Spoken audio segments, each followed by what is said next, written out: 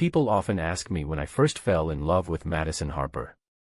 They expect a simple answer, something out of a movie. They imagine I noticed her smile, heard the perfect song playing in the background, and instantly knew she was the woman I would spend my life with. The truth is nothing like that. The first time I saw Madison, I was irritated, freezing cold, and wondering why someone would abandon a perfectly good SUV on an empty mountain road in the middle of a Montana snowstorm. My name is Logan Hayes, and I grew up in the small town of Red Pine, where everyone seemed to know everyone else's business. My father owned a modest auto repair shop, and I spent most of my life working beside him. During the winters, I also drove a tow truck because accidents were common in the mountains. It wasn't glamorous work, but it paid the bills and gave me enough peace to avoid thinking about mistakes I couldn't erase. 3 years before everything changed, I had planned to get married. Instead, my fiancée disappeared with the man I had called my best friend since high school. They didn't leave a note or an explanation. They simply packed their things and vanished. Since then, I stopped believing in promises. I trusted engines more than people because broken engines usually gave you a reason. Broken hearts rarely did. On a bitter January evening, my phone rang just before sunset. A sheriff's deputy asked if I could recover a gray SUV reported abandoned along Black Elk Pass, nearly 20 miles outside town. He warned me that another storm was moving in and suggested I hurry before the road became impossible to drive. The trip took longer than expected because fresh snow covered the pavement. When I finally reached the location, the SUV sat quietly beside the road with its hazard lights blinking weakly through the falling snow. The driver's door was locked. No footprints surrounded the vehicle. It looked as though the driver had simply vanished into the white wilderness. After checking inside with my flashlight, I noticed something unusual. A smartphone rested on the passenger seat beside a worn leather notebook. I couldn't ignore them. Before I had time to decide what to do, the phone vibrated. The screen displayed only one word. Dad. I stared at it until the ringing stopped. A moment later, another notification appeared. If you're reading this, please don't tell anyone where you found the car. I frowned. That wasn't the kind of message someone accidentally sent. I looked around the empty mountains again, half expecting someone to step out of the trees. Nobody did. I loaded the SUV onto my truck and drove back to town with more questions than answers. The next morning, just after opening the repair shop, the front door swung open. A young woman stepped inside, her dark hair still wet from melting snow. She looked directly at me and quietly asked, "Are you the one who found my car?" For a second, I simply looked at her without answering. She didn't seem frightened or panicked like someone whose vehicle had been stranded on a mountain road during a snowstorm. Instead, she looked exhausted, as if she hadn't slept in days. Her blue eyes kept drifting toward the office window, checking the street outside every few seconds. "I'm Logan," I finally said. "Yeah, I recovered the SUV last night." She nodded once. "Thank you." That was all. No explanation. No apology. Nothing. Most people would have started talking immediately, explaining how their car had broken down or how they had gotten home. Madison didn't offer a single detail. She only asked if she could collect her belongings before arranging payment. I handed her the keys and walked with her into the service garage. The SUV looked perfectly normal except for one strange detail. The fuel tank was nearly full. The tires were in excellent condition. The battery tested fine, and the engine started on the first attempt. There was absolutely no mechanical reason the vehicle should have been abandoned. I couldn't find anything wrong with it, I admitted. "I know," she replied quietly. That answer stopped me cold. "You know." She hesitated for a brief moment before forcing a small smile. "I just needed to leave it there." People don't leave expensive vehicles on isolated mountain roads for no reason. At least, not sane people. As she opened the passenger door, she quickly grabbed the leather notebook and slipped it into her backpack before I could see the cover. Then she reached for her phone. "You didn't answer it," she said. "What?" "My father called. I didn't think it was my place." She studied me for a long second, almost as if she were deciding whether to trust me. "Thank you," she whispered. Before leaving, she paid the towing bill in cash. Every dollar. No complaint. No negotiation. Then she drove away without another word. The entire conversation lasted less than 10 minutes, but something about it stayed with me for the rest of the day. That evening my father noticed I wasn't paying attention while replacing brake pads. "You've been quiet all afternoon," he said. "Just thinking." Dangerous habit. I laughed. Barely. Later that night I couldn't stop remembering the message on her phone. "Please don't tell anyone where you found the car." Who was she hiding from? And why abandon a perfectly working SUV? I tried convincing myself it wasn't my business. By morning I almost believed it. Around noon another surprise walked through our shop door. Madison. She looked embarrassed. "I'm sorry to bother you again," she said. "What's wrong?" "My heater stopped working." I grabbed my jacket. "Let's take a look." Outside, I started the engine. The heater blasted warm air immediately. "It's working." She frowned. "It wasn't 5 minutes ago." I shut the engine off, then turned it back on. Still perfect. She looked genuinely confused. Or she was an incredible actress. As we stood beside the SUV, a black pickup slowly rolled past the shop. Madison froze. Every bit of color disappeared from her face. She grabbed my arm without thinking. "Don't look at them," she whispered. The truck continued down the street before disappearing around the corner. Only then did she let go. "I'm sorry," she said quickly. "I have to go." Before I could ask a single question, she climbed into her SUV and drove away again. This time, I couldn't shake the feeling that whatever she was running from had just driven past my garage. I stood outside the shop long after Madison disappeared around the corner. The cold wind cut through my jacket, but I barely noticed it. The image of her terrified expression kept replaying in my mind. That wasn't the look of someone avoiding an awkward conversation. It was the look of someone who genuinely believed they were in danger. "Logan." My father's voice pulled me back. "You planning on freezing out there?" I walked inside and tried to focus on work, but my thoughts refused to cooperate. Every customer, every repair, every conversation blurred together. By closing time, I had convinced myself to forget about Madison Harper. Then my phone rang. The caller ID showed an unknown number. "Hello." There was silence. I almost hung up. Finally, I heard her voice. "It's Madison. You okay?" Another pause. "I don't know." "What happened?" "I think someone followed me home." I straightened immediately. "Did you call the police?" "No." "Why not?" "I can't." The answer made no sense. Before I could ask another question, she spoke again. "I'm sorry I called." The line went dead. I stared at the phone for several seconds before grabbing my truck keys. Maybe I was making a mistake. Maybe I was getting involved in something that had nothing to do with me. But I couldn't ignore the fear in her voice. I drove to the address listed on her towing paperwork. It was a small cabin nearly 15 minutes outside Red Pine, surrounded by pine trees and hidden from the main road. Only one vehicle sat in the driveway. Her gray SUV. No black pickup. No strangers. The porch light was on. I knocked. No answer. I knocked again. Finally, the door opened just a few inches. Madison looked surprised to see me. "What are you doing here?" "You called." "I know. You sounded scared." She looked over her shoulder before opening the door wider. "You shouldn't have come." "Probably.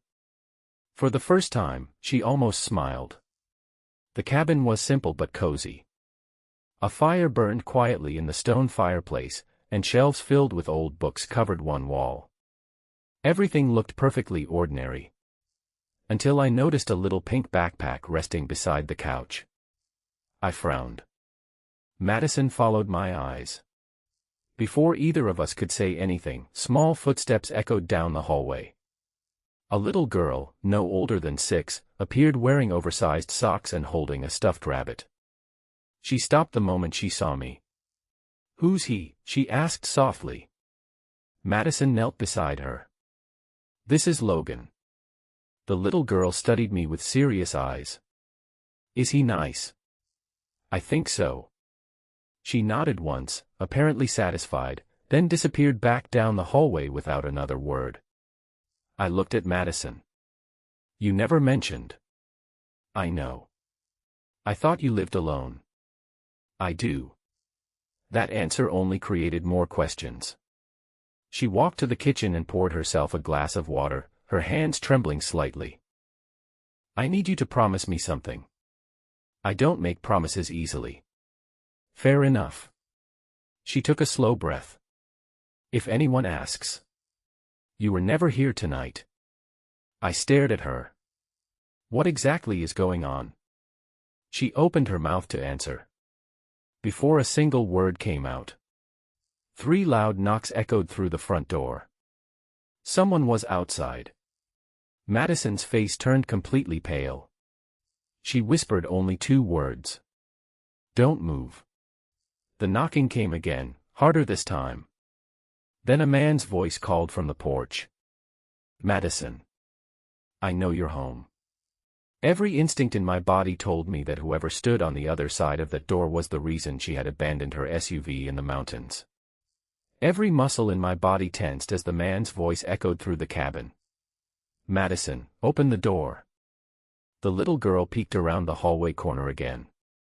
Madison immediately shook her head, silently telling her to go back. The child disappeared without arguing, clutching the stuffed rabbit against her chest. Madison looked at me with frightened eyes. "Please," she whispered. "Don't say anything." The knocking came again, louder than before. I stepped toward the door. She grabbed my sleeve. "No. If someone is threatening you, I'm not hiding." "You don't understand." "Then help me understand." For several seconds she simply stared at the floor. Finally, she unlocked the door but opened it only a few inches. A man in his early 50s stood on the porch wearing an expensive winter coat. Snow covered his shoulders, yet he looked completely calm. "There you are," he said. "I've been trying to reach you." My phone was off. I noticed. His eyes shifted toward me. "And who is this?" "My mechanic." It was the first excuse that came into her mind. The man forced a polite smile. "I'm Richard Harper." He extended his hand. I shook it. "Logan Hayes." His grip was firm, almost challenging. I didn't realize mechanics made house calls. I was just checking whether her heater was working properly. He nodded, though I could tell he didn't believe a word of it. "I won't keep you long, Madison. We need to talk." "I'm busy." "It concerns Lily." At the mention of that name, Madison's expression changed completely. I said, "Not tonight." Richard sighed impatiently. "You can't avoid this forever." "I've been avoiding you for years." For the first time, the polite mask slipped from his face. "You're making another mistake." "No," she answered quietly. "I'm trying to fix an old one." Several long seconds passed in complete silence. Finally Richard reached into his coat pocket and placed a sealed envelope on the porch railing. "You have until Friday." Without another word, he turned, climbed into a black pickup parked beside the road, and drove away. The same truck. The one that had passed my shop the day before. Madison closed the door and locked it immediately. She leaned against it, breathing heavily. "Who is he?" I asked. My father. I blinked. The one who called your phone. She nodded. I thought you were hiding from him. I am. Nothing about this situation made sense. If he's your father, why are you terrified? She picked up the envelope but didn't open it. Because every time he says he wants to help me, someone I love ends up paying the price. I wanted to ask more, but the little girl walked back into the room. Madison smiled instantly, hiding every trace of fear. Lily, sweetheart, why don't you finish your puzzle? The child nodded and sat quietly on the living room rug. She trusted Madison completely. Watching them together, I couldn't understand why anyone would threaten this woman. As I prepared to leave, Madison walked me outside. I'm sorry you got dragged into this. You didn't drag me. You still have time to walk away. I looked back at the warm light glowing through her cabin window. Then I looked at the black tire tracks Richard's truck had left in the snow. Something told me this story had only begun. And for reasons I couldn't explain, walking away no longer felt like an option. I barely slept that night. Every time I closed my eyes, I saw Madison's face when Richard knocked on the door. Fear like that couldn't be faked. I'd spent years reading people while working roadside accidents. You learn to recognize panic, grief, anger, and guilt. What I saw in her wasn't guilt. It was exhaustion. She had been carrying something heavy for a long time. The next morning I tried convincing myself to stay out of it. I buried my attention in work, replacing a transmission on an old Ford pickup while my father argued with a customer over a rusted exhaust pipe. Around noon, the bell above the office door rang. It wasn't Madison. It was Sheriff Daniel Cole. Morning, Logan. Morning, Sheriff.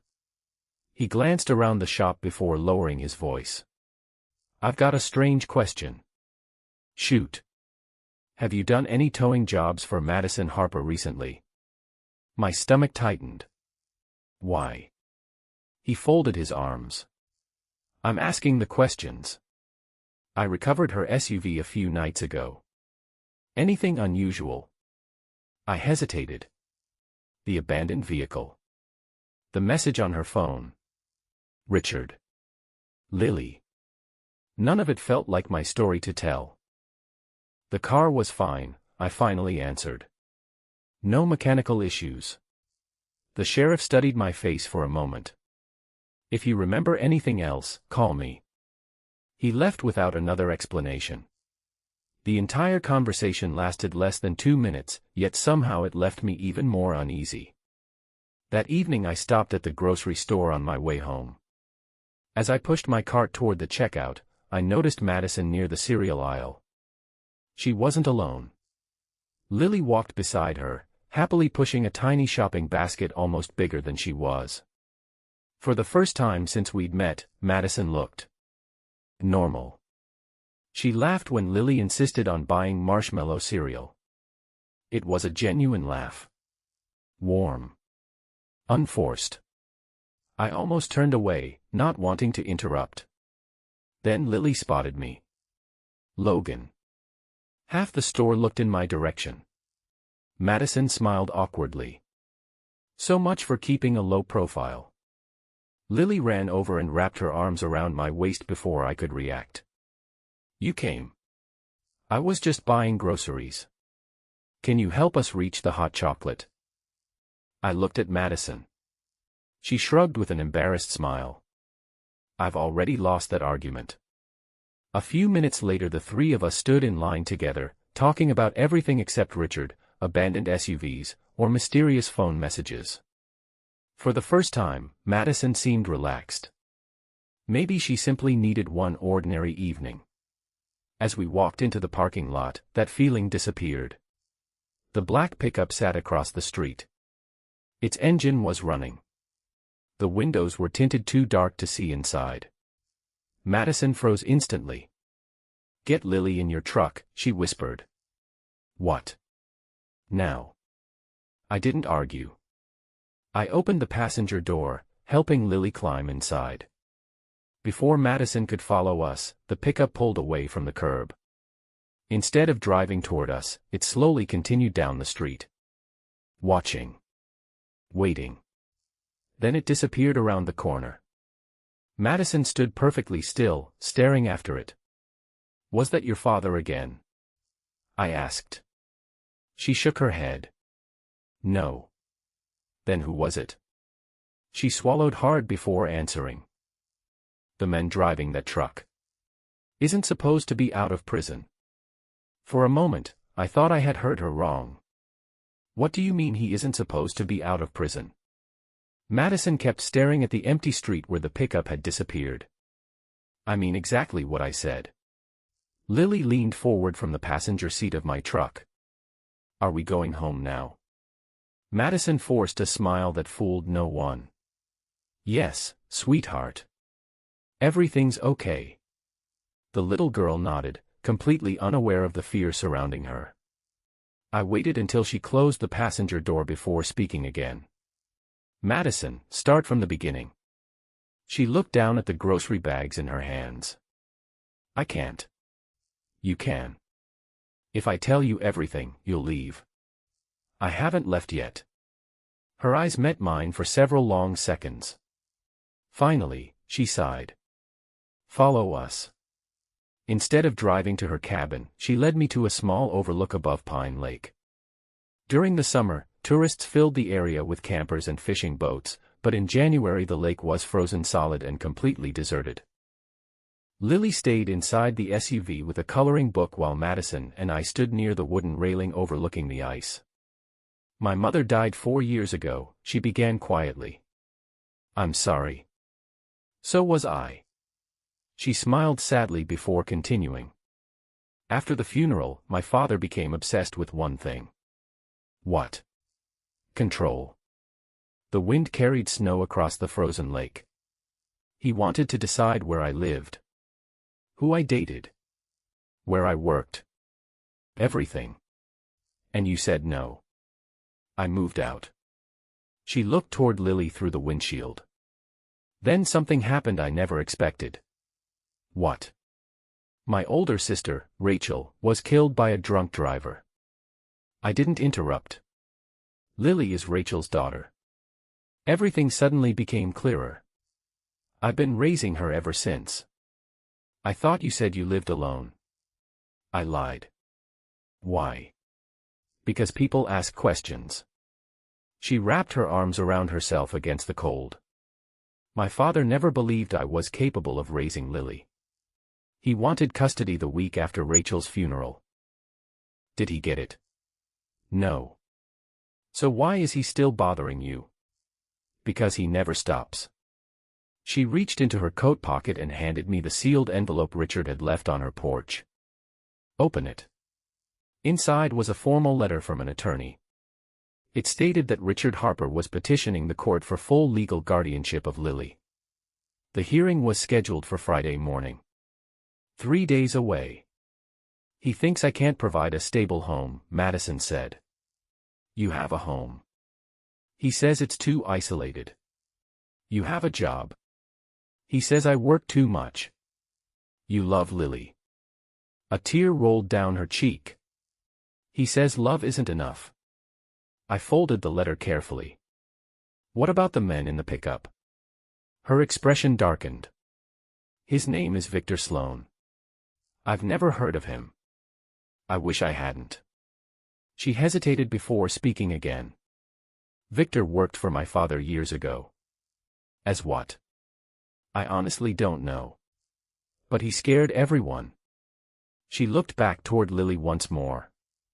"When I was 16, I saw Victor assault someone outside my father's warehouse." My stomach tightened. I wanted to call the police.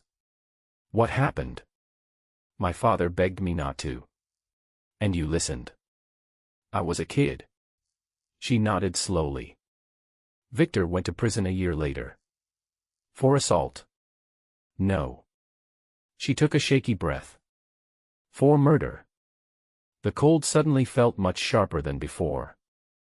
If Victor Sloan had truly been released, then Richard's custody battle might not have been the only danger Madison and Lily were facing. And for the first time since finding that abandoned SUV, I realized this story was far bigger than a frightened woman hiding a secret. It was about a family trapped in a past that had finally caught up with them. I drove home that evening with Victor Sloane's name echoing in my head. A convicted murderer didn't simply appear outside grocery stores by coincidence. Whether he was connected to Richard Harper or acting alone, one thing was certain.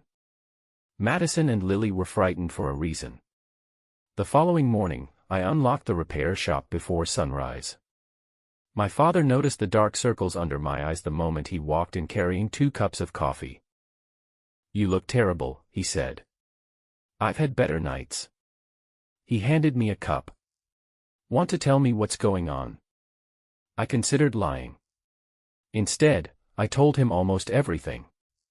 Not every detail, but enough for him to understand why I couldn't stop thinking about Madison. When I finished, he remained silent for a long moment. Finally, he said, "You're getting attached." "I'm trying to help." "Those two things usually happen together." "I barely know her." He smiled. "Sometimes that doesn't matter." Before I could answer, my phone vibrated. Madison. "Hello." Her voice was shaking. "Can you come?"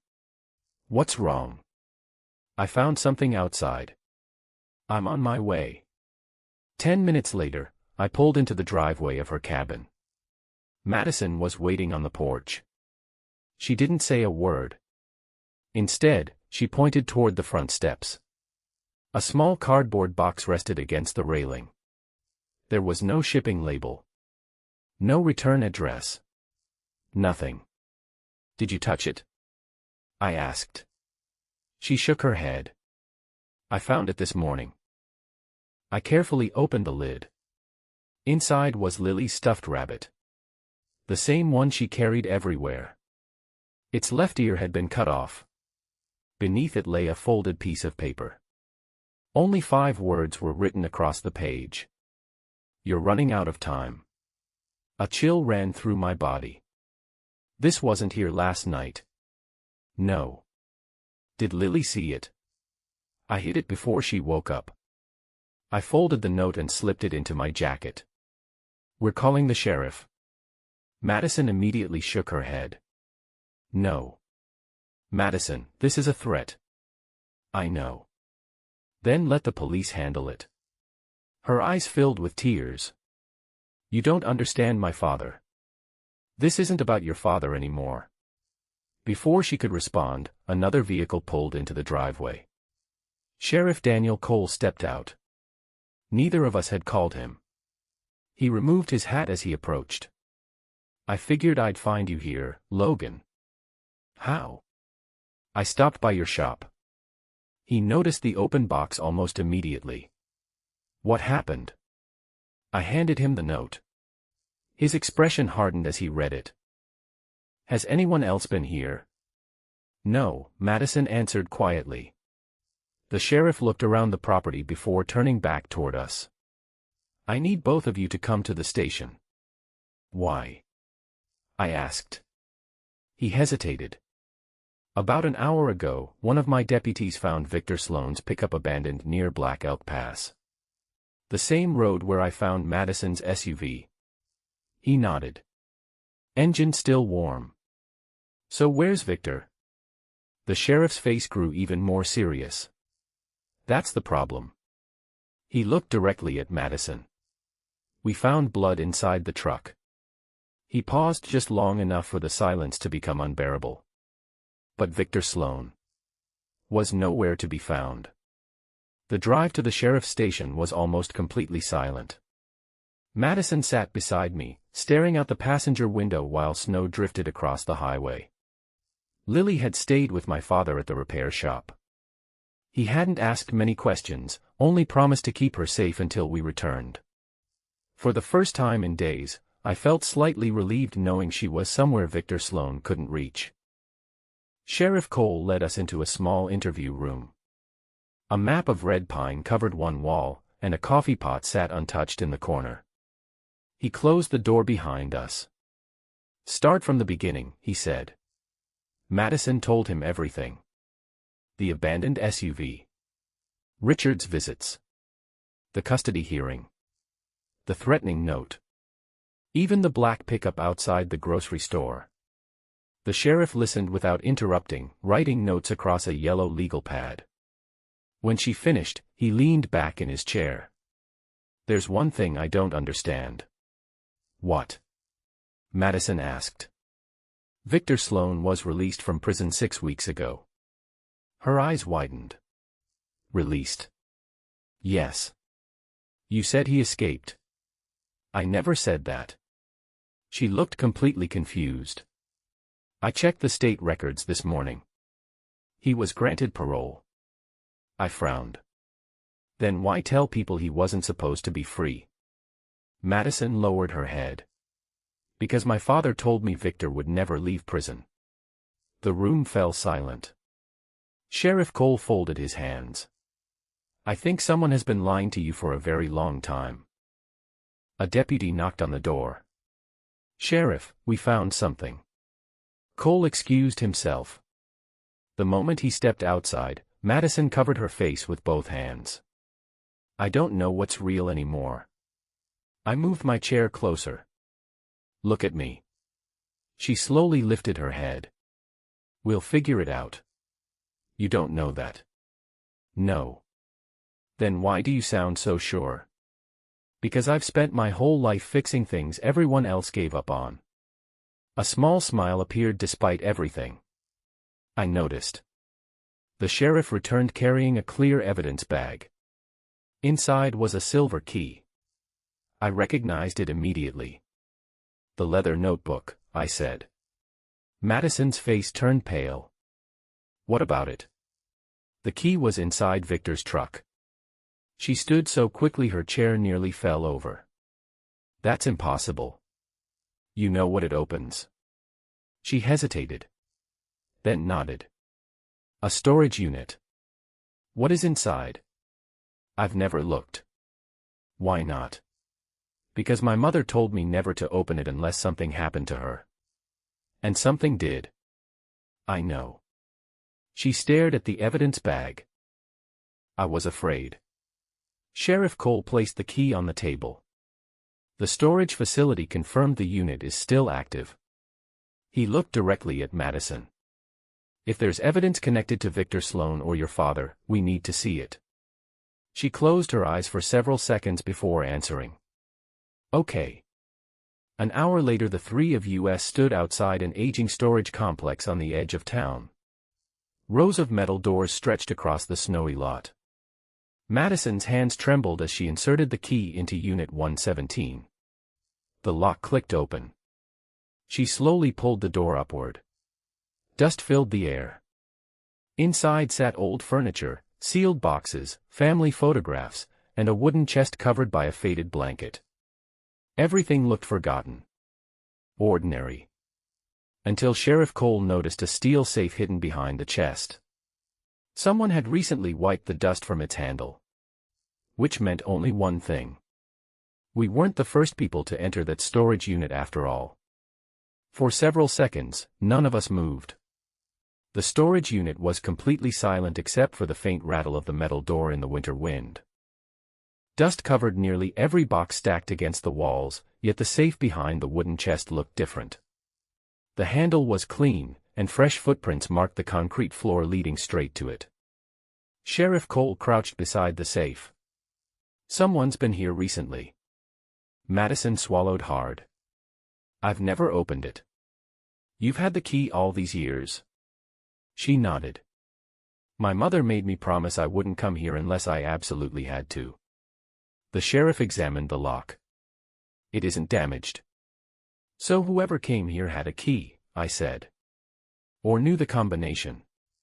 Madison looked at the family photographs scattered across an old table. One picture showed her as a teenager standing beside her mother and Rachel, all three smiling under a bright summer sky. Richard stood at the edge of the photo, but his smile looked forced, almost rehearsed. Sheriff Cole stepped back. Let's open it. Madison hesitated. What if this changes everything? I looked at her. Then at least we'll finally know the truth. She slowly knelt in front of the safe.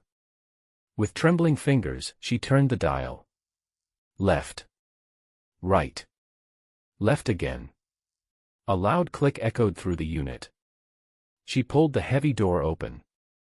Inside were several thick folders, a stack of old cash wrapped in bank bands, a portable hard drive, and dozens of VHS tapes labeled with handwritten dates. There was also a sealed envelope with Madison's name written across the front in elegant handwriting. She recognized it immediately.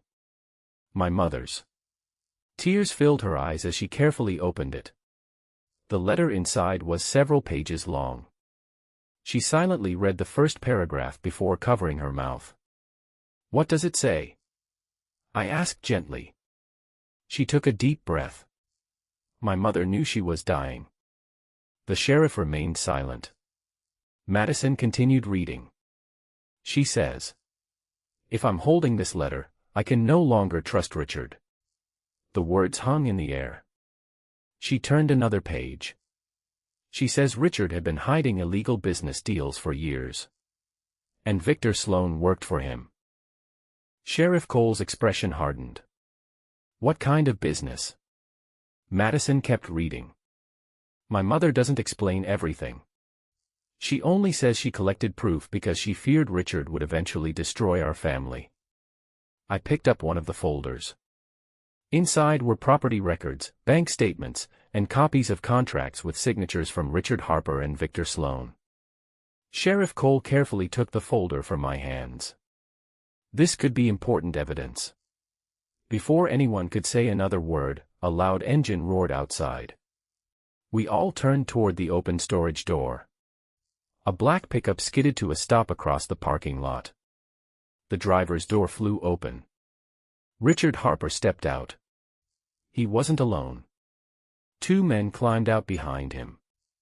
Richard looked directly at Madison. His calm, polite expression was gone. "You shouldn't have opened that safe," he shouted. Sheriff Cole immediately reached for his radio. But before he could speak, one of the men raised a handgun. Everything seemed to freeze. Richard took one slow step forward. "I'm giving you exactly one chance," he called. "Hand me every file. Or someone here isn't leaving this place alive." For one endless second, nobody moved. The men holding the handgun kept it pointed toward the storage unit while Richard Harper stared at Madison without blinking. The files, the safe, and the letter had transformed an old family secret into something far more dangerous. Sheriff Cole slowly raised one hand. "Nobody has to get hurt." Richard laughed without a trace of humor. "You still think this is about money? Isn't it? It stopped being about money years ago." Madison stepped forward despite my attempt to stop her. "Then what is it about?" Richard looked at her with tired eyes. "Your mother." Silence settled over the parking lot. "I loved her," he said quietly. "She discovered what Victor and his partners were doing behind my back. I wanted to go to the police, but Victor threatened to kill all of you if I did." Madison shook her head. "You expect me to believe that now?" "I expected you to hate me." He lowered his eyes. "I just hoped you'd stay alive." The men with the handgun suddenly shouted, "Enough talking." Before anyone could react, Victor Sloan stepped out from behind another storage building. His left arm was wrapped in a blood-stained bandage, explaining the blood found inside the abandoned pickup. "So," Victor said with a cold smile, "everyone finally found the truth." Sheriff Cole drew his service weapon. "Drop yours." Victor ignored him. Instead, he pointed the gun toward Madison. "Give me the hard drive." She looked at the safe. "I don't have it." Victor smiled. "You always were a terrible liar." Without warning, Richard moved. He shoved Madison behind a parked car just as Victor fired. The gunshot echoed across the storage yard. Richard collapsed onto the pavement, clutching his shoulder. Everything exploded into motion. Sheriff Cole returned fire while I grabbed the hard drive from the safe and pulled Madison toward the opposite side of the unit. Deputies arrived seconds later, tires screaming across the icy pavement. Victor tried to escape between the storage rows, but officers surrounded him before he reached the exit. Within moments, it was over. The handcuffs clicked shut around his wrists. Weeks later, investigators confirmed what the hard drive contained. Years of financial records, recordings, and documents proved Victor had operated a criminal network using Richard's legitimate business as a cover. Richard had made terrible mistakes by staying silent, but the evidence also showed he had secretly protected Madison and Lily for years, believing that distance was the only way to keep them safe. Richard accepted responsibility for his decisions and agreed to testify in court. Victor received multiple new charges that guaranteed he would never be free again. The custody hearing ended differently than anyone expected. After reviewing the evidence and hearing testimony from Sheriff Cole, my father, neighbors, teachers, and even Richard himself, the judge ruled that Lily would remain with Madison permanently. Life didn't magically become perfect. Healing never works that way. Months later, spring returned to Red Pine. Lily rode her bicycle across the yard while Madison and I sat on the cabin porch watching the sunset paint the mountains gold. She reached for my hand. "You know," she said softly, "I spent years believing that trusting someone would destroy my life. And now." She smiled. "Now I know the right person doesn't rescue you. They simply stay." I squeezed her hand. She was right. Our story hadn't begun with love at first sight. It had begun with an abandoned SUV, a forgotten phone, and two strangers carrying wounds they couldn't see. Somehow, along the way, we stopped surviving alone. And without either of us noticing exactly when, we finally became home.